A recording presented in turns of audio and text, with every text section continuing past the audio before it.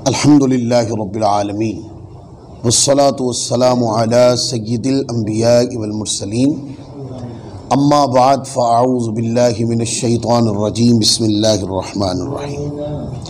आज का जो दर्स है ये सही मुस्लिम शरीफ उसकी जिल्द नंबर 3 है और किताबुर रिक़ाक़ शुरू हो रही है। पहली उसकी हदीस पढ़ेंगे आज हम और बाब नंबर 982 है।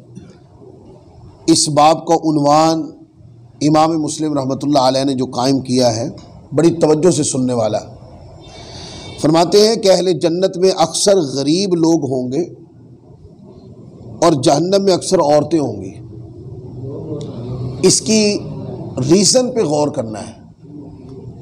पहले हदीस पढ़ता हूँ फिर समझाता हूँ। हदीस नंबर 6809 हदीस नंबर। हज़रत उसामा बिन ज़ैद रज़ियल्लाहु ताला अन्हु रिवायत करते हैं कि नबी करीम सल्लल्लाहु अलैहि वसल्लम ने इरशाद फरमाया, मैं जन्नत के दरवाज़े पर खड़ा हुआ था, उसमें दाखिल होने वाले बेशतर लोग गरीब थे और मालदार लोग इसमें दाखिल नहीं हो सके। जहाँ तक जहन्नमियों का ताल्लुक़ है तो इन्हें जहन्नम में जाने का हुक्म दिया गया। मैं जहन्नम के दरवाज़े पे खड़ा हुआ तो इसमें आम तौर पर औरतें दाखिल हो रही थी। अब देखें, इसमें 3 मेजर बातें हैं जो समझने वाली हैं हदीस में। पहली बात यह है कि हुज़ूर अलैहिस्सलाम ने फरमाया कि मैंने जन्नत में गरीब लोगों को ज़्यादा देखा। आप देखते हैं जहाँ गुर्बत होती है, मुफलिसी होती है, तंगदस्ती होती है, वहाँ अल्लाह की याद ज़्यादा होती है, वहाँ अल्लाह से मांगना ज़्यादा होता है, वहाँ अल्लाह ताला से गिड़गिड़ाना ज़्यादा होता है। वो लोग ज़्यादा झुकते हैं, वो ज़्यादा बिलबिलाते हैं, ज़्यादा गिड़गिड़ाते हैं, अल्लाह से ज़्यादा जो है ना लजाजत से मांगते हैं। ये जो अमल है ये बंदे को जन्नत की तरफ ले जाता है। यानी गुर्बत की सिसकियाँ जब बंदे को अल्लाह की याद में मशगूल कर देती हैं तो वो अल्लाह की याद की जो मशगूलियत है वो बंदे के लिए जन्नत का बाइस बनती। अच्छा, वो अल्लाह की याद की मशगूलियत आई किस वजह से? वो गुर्बत की वजह से। अगर गुर्बत न होती, उसको दुनिया की ज़रबे न लगती, दुनिया की तंगी महसूस ना होती, वो अल्लाह की याद में आता कैसे? और आकल इस दूसरी बात फरमाए कि जन्नत में मालदार लोगों को दाखिल वो नहीं हो सके।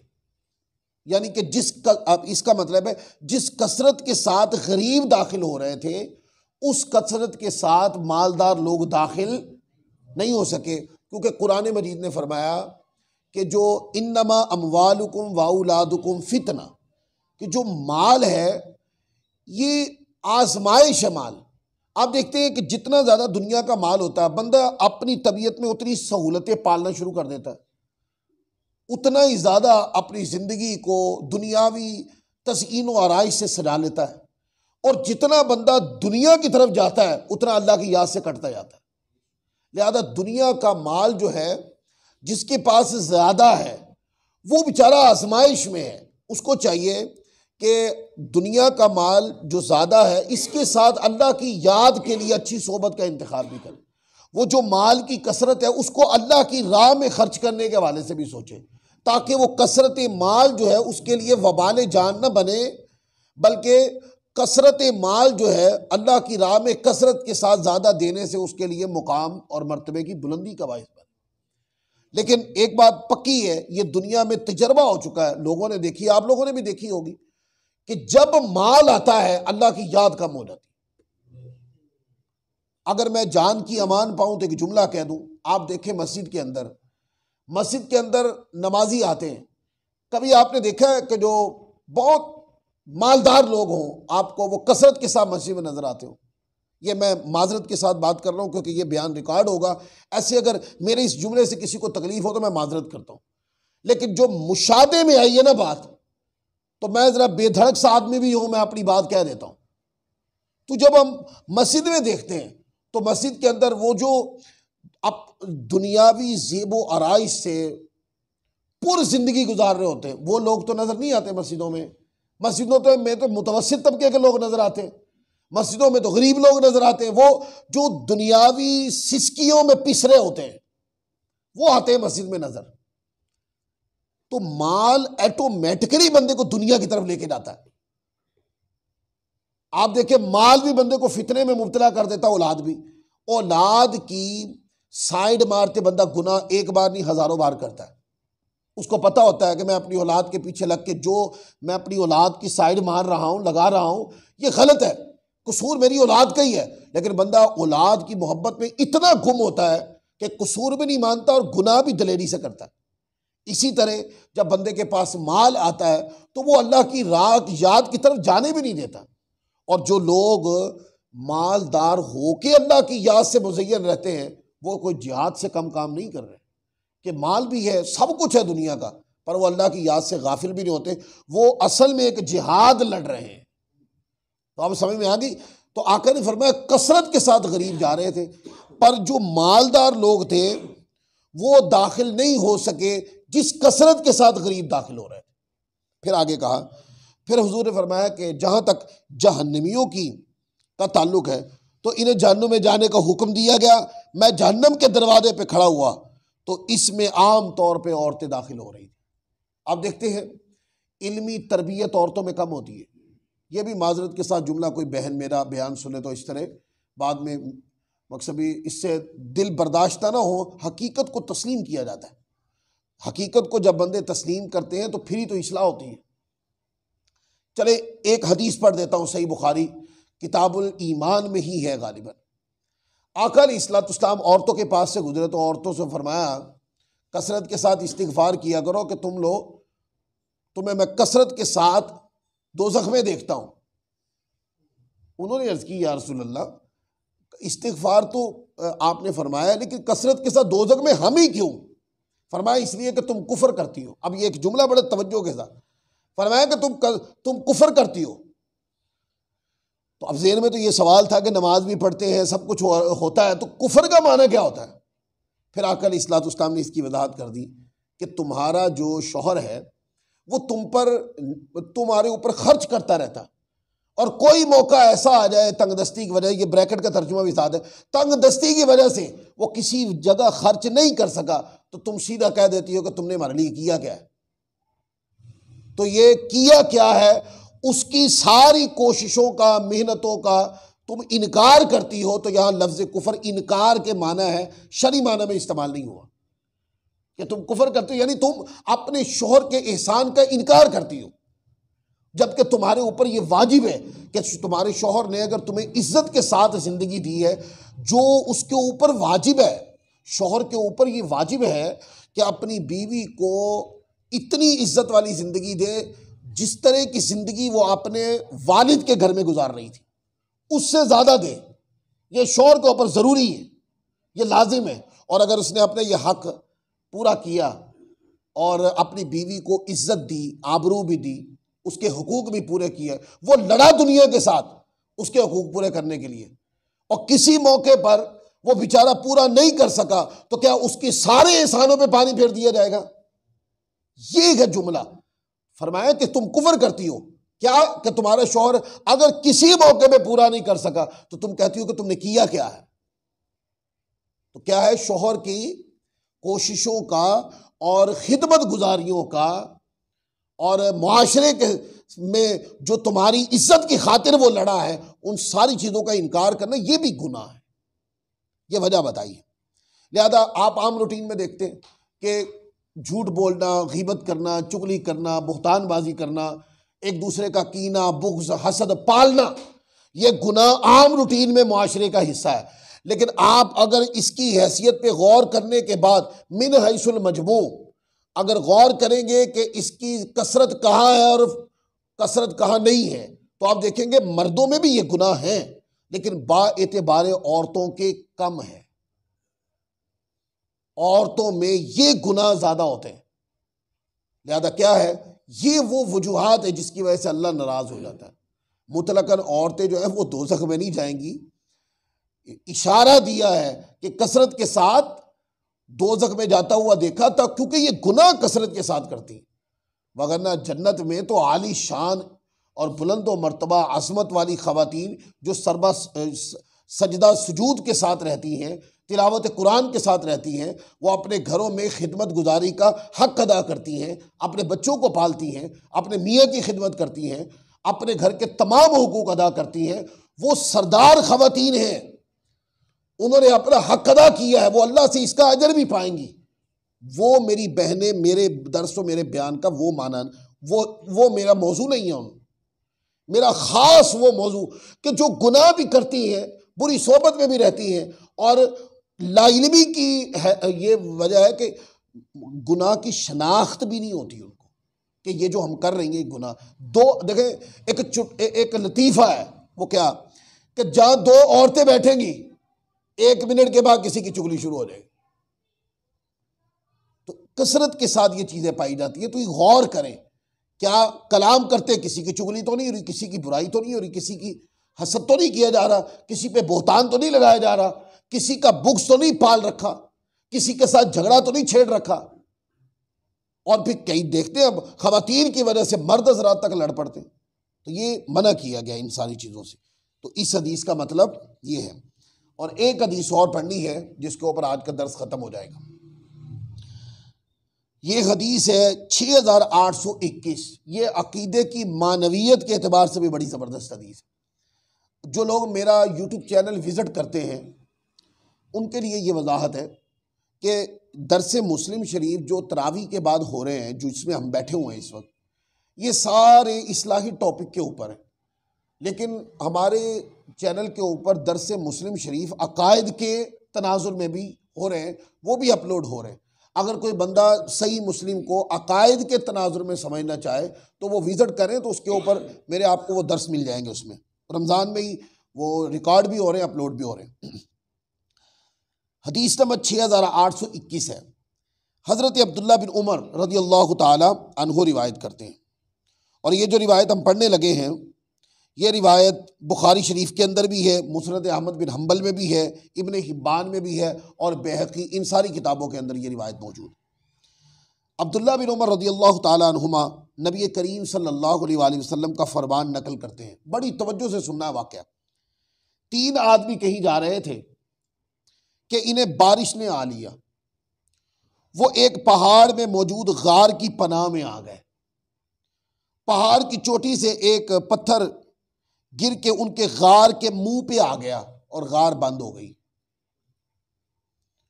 और गार, ये लोग बंद हो गए गार के अंदर। इनमें से एक ना दूसरे से कहा, तुमने अल्लाह की रज़ा के हुसूल के लिए जो नेक अमाल किए थे उन्हें याद करो और उनके वसीले से अल्लाह ताला से दुआ मांगो। ये जुमला सुनाना था आप लोगों। उन्होंने कहा कि अब तो बंद हो गए हैं, तो नेक काम कोई किया है तो उसका वसीला अल्लाह की बारगाह में दो, ये मुसीबत टल जाए। हैं?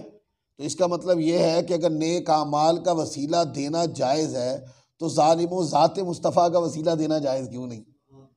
ये सही मुस्लिम शरीफ की नस्से हदीस से ये बात मैंने आपको की है। तो कहने लगा, तो अल्लाह ताला तुम्हारी ये मुसीबत दूर करे। इनमें से एक शख्स ने ये दुआ की, कहने लगा, ऐ अल्लाह, मेरे माँ बाप बूढ़े और उम्र रसीद हैं, मेरी बीवी भी है, छोटे बच्चे भी।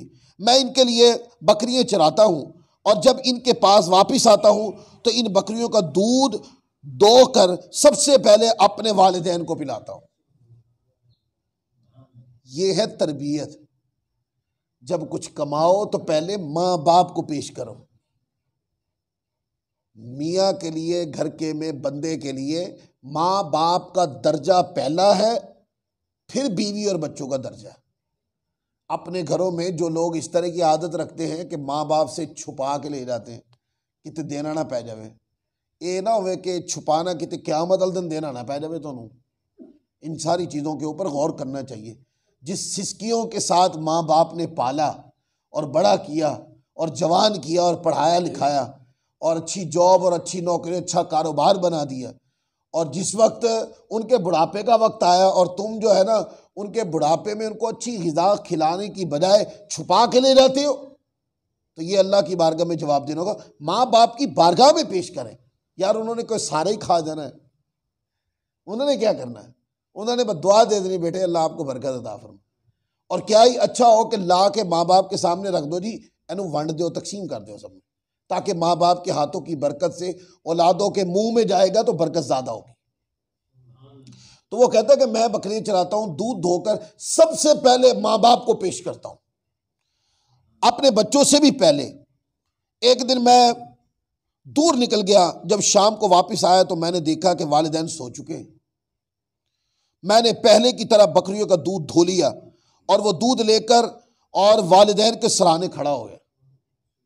अब तो शायद ये लोग मर गए, अब तो इस तरह के शायद ही लोग होते होंगे, जो होते होंगे वो तन्हाइयों में छुपे हुए हैं।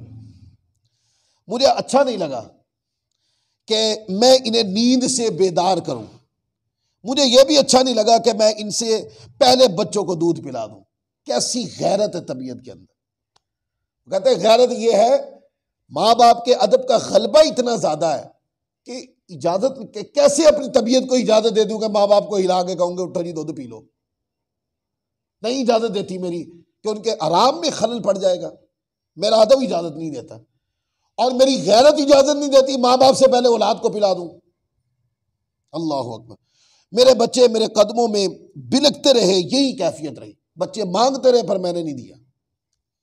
यहां तक कि फजर तुलू हो गई तो फिर वो अर्ज करता है, ए मौला तू जानता है कि मैंने ये अमल तेरी रजा के हुसूल के लिए किया, अगर ऐसा है तो तू हमें इतनी कुशादगी अता कर कि हम आसमान को देख सके। ए मौला ये जो गार बंद हो गई है, इतना सा सिरका दे कि हमें आसमान नजर आने लग जाए। अल्लाह ताला ने इन्हें इतनी कुशादगी अता की कि इन्हें आसमान नजर आने लगा। उसने अपनी ये नेकी का वसीला दे के दुआ की तो पत्थर हटिया, सिरकिया कि नहीं सिरकिया? बोलिए। फिर कहते नहीं, ये जो वसीले का जो मफहूम है ये तो कहीं आया ही नहीं है, किसी किताब में आया ही नहीं है, जायज ही नहीं है, ना कुरान में ना हदीस में। बिल्कुल बर्तन साफ कर देना, पूरी अपनी जहालत का ऐलान कर देना, फट भरना है। ऐसे लोग भी हैं। नहीं देखना कि यार ये वसीले का जो कॉन्सेप्ट है इसको समझ लिया जाए। जो वसीले से दुआ मांगने वाले हैं वो कोई किसी गैरुल्लाह से थोड़ी मांगते। अल्लाह के बंदो जो वसीले से दुआ करते हैं वो भी अल्लाह से ही मांगते हैं। ये बात मोतरिजीन को समझ पता नहीं क्यों नहीं आती। तो अब नेक अमल के वसीले से दुआ मांगी तो पत्थर हिलेगा कि नहीं, सरकेगा कि नहीं पत्थर। फिर कहते हैं, अब दूसरा शख्स बोला, ए मौला मेरी एक चचा जाद थी, बड़ी तवज्जो के साथ, मैं उसे इतनी मोहब्बत करता था जितनी शदीद मोहब्बत कोई भी मर्द किसी औरत से कर सकता है। मैंने इसे करीब आने के लिए कहा तो उसने इनकार कर दिया और 100 दिनार देने की शर्त रखी। मैंने बड़ी मुश्किल से वो 100 दिनार इकट्ठे किए और इन्हें लेकर इसके पास आया। जब मैं उसके साथ सोहबत करने लगा तो वो बोली, ए अल्लाह के बंदे, अल्लाह से डरो और महर को नाजायज तरीके से न खोलो। तो मैं इसके पास से उठ गया, अगर तो ये जानता है कि मैंने ये सब तेरी रज़ा के हुसूल के लिए किया था तो हमें कुशादगी अता कर। तो अल्लाह ताला ने कुशादगी अता कर। उसके सामने गुनाह था और गुनाह पूरी लज्जत के साथ प्लेट में रखा हुआ था, बस किसी की नसीहत काम आ गई और गुनाह को रद्द कर दिया उसने कहा, मौला तेरे डर मेरे ऊपर गालिब आ गया और तेरे डर की वजह से मैंने वो गुनाह तर्क कर दिया। अगर वो अमल वाकई मैंने तेरी रज़ा के लिए किया तो उस अमल के वसीले से मौला इस पत्थर को थोड़ा और सरका दे। वो कहते हैं अभी ये दुआ पूरी नहीं हुई थी, वो पत्थर सिरका वहां से। फिर कहते हैं, तीसरा शख्स बोला, अल्लाह मैंने एक फर्क मापने का मखसूस पैमाना चावलों के इवज में मुलाजिम रखा। जब उसने अपना काम पूरा कर लिया तो बोला, मुझे मेरा हक दो। मैंने वो फर्क उसे पेश किया तो उसने वो नहीं लिया। मैंने उन चावलों को काश्त किया और उनके जरिए बैल और उनके चरवाहे इकट्ठे कर लिए। फिर वो शख्स मेरे पास आया और बोला, अल्लाह से डरो और मेरे हक के बारे में ज्यादती ना करो। मैंने कहा, वो बैल और उनके चरवाहे हासिल कर लो। वो बोला, अल्लाह से डरो और मेरे साथ मजाक ना करो। मैंने कहा कि मैं तुम्हारे साथ मजाक नहीं कर रहा, तुम वो बैल और उसके चरवाहे हासिल कर लो। उस शख्स ने इन्हें हासिल किया और इन्हें ले गया, यानी उसने बेलौस दे दिया, सब बगैर किसी इवज के दे दिया, सब कुछ दे दिया। और उसकी तंगदस्ती का मजाक नहीं उड़ाया। तो वो कहने लगा, ए अल्लाह, अगर तू जानता है कि मैंने ये अमल तेरी रज़ा के हुसूल के लिए किया था तो हमें बाकी मानदा कुशादगी भी अता फरमा। तो कहते ये दुआ करना जो सारे ही पत्थर गार के नीचे से गिर गया। और वो जो पंजाबी में कहते ना, गार दे मुग दे अगे जड़ा पत्थर आया हुआ सी, वो सारा दरवाजा खुल गया और उनके लिए कुशादगी हो गई। तो देखें, इससे ये दर्स मिलता है। एक तो ये मैंने बात कर दी कि वसीले से दुआ करना ये अमल मुस्तहब है, इसके मुस्तहब होने का कभी भी इनकार नहीं किया जा सकता। और अगर कोई करता है तो वही गला फाड़े करता रहे, हमें कोई इससे कोई गर्ज नहीं। जो वसीले के साथ दुआ मांगने को नाजायज समझते हैं, आजकल तो हम उनकी बात सुनना भी गवारा नहीं करते, हमें पसंद ही नहीं है। हमें अगर वो बयान लगा हुआ हो तो हम तो वैसे चैनल ही बदल देते हैं वहां से। अगर तहरीर सामने आ जाए हम तो किताब ही बंद कर देते हैं, हम इतनी कोफ्त खाते हैं। क्योंकि वसीले के साथ दुआ मांगने का जो फलसफा उन्होंने अपनी कौम को सिखाया है वो बिल्कुल गलत है। वसीले के साथ दुआ मांगना गैरुल्लाह से दुआ मांगना नहीं है। वसीले से दुआ मांगना अल्लाह से दुआ मांगना है, बस उसमें किसी प्यारी जात का अल्लाह की बारगाह में वसीला होता है। ठीक है। अच्छा, फिर दूसरी बात इस हदीस पाक से ये समझ में आई, देखें जो अमल अल्लाह की रजा के लिए किया गया होता है उसकी ताकत का अंदाजा लगाया आपने? है अमल जब खालिस होता है उसमें दुनिया नहीं होती, बिल्कुल पाक साफ खालिस तैयब तागिर, उसके अंदर दुनियावी लग़ज़िश नहीं है। वो गिड़गिड़ाया है उस अमल में तो अल्लाह की रजा के लिए, उसने अपनाया है उस अमल को तो अल्लाह की रजा के लिए। तो जब वो अमल खालिस होता है, मजबूत होता है तो देखें उस अमल का वसीला दें तो कैसे काया पलटती है कि नहीं। लिहाजा इससे ये दर्स भी मिला कि हमें चाहिए कि हम अपने अमल को खालिस करें, अपने अमल से दुनिया को ख़त्म करें और अपने अमल के अंदर अल्लाह तबारक व तआला की रज़ा को, अल्लाह की मोहब्बत को, अल्लाह के डर को शामिल करें। तो जब हमारे आमाल में ये चीज़ें आने लग जाएंगी ना, तो फिर आप देख लें कि इस तरह के तैयब व ताहिर जो आमाल होते हैं उनके वसीले से दुआ की जाए तो दुआएं रद्द नहीं होती। अल्लाह ताला की बारगाह में ये दुआ है, अल्लाह ताला हमें अमल की तौफीक अता फरमाए। वमा अलैना इल्लल बलागुल मुबीन।